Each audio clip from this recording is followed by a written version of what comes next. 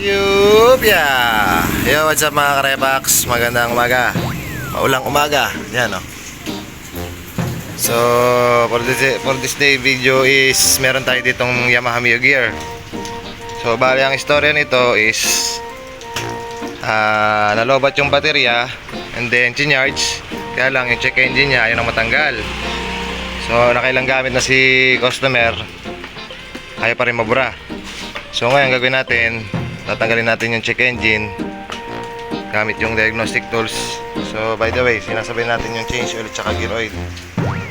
So sa pagre-reset nito, hanapin natin yung kanyang keyline, yung sinasalpakan ng diagnostic tools.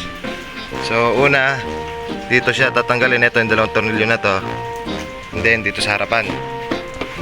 So bakalasin muna natin mga karebax.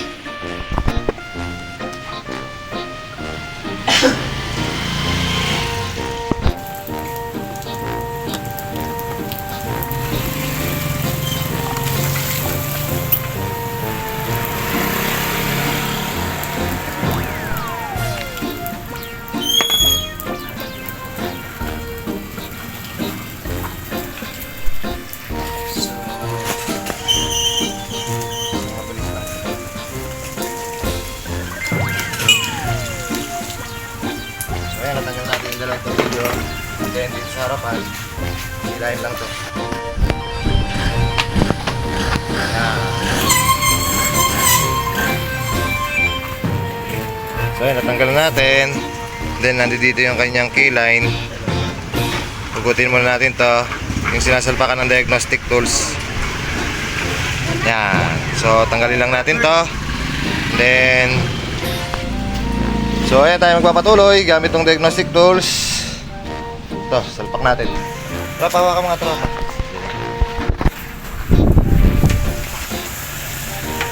So bago kayo gumamit nitong diagnostic tools, siguraduhin nyo na yung battery nyo is full charge para hindi masira to.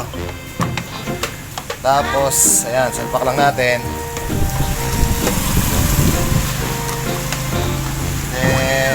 Diagnostic tools, Yamaha, tapos automatic search engine, off muna, tapos on sa susi. Isang plastic cover lang daw, isang yarda. Then on, Saka may utang yata sa yung 35. enter.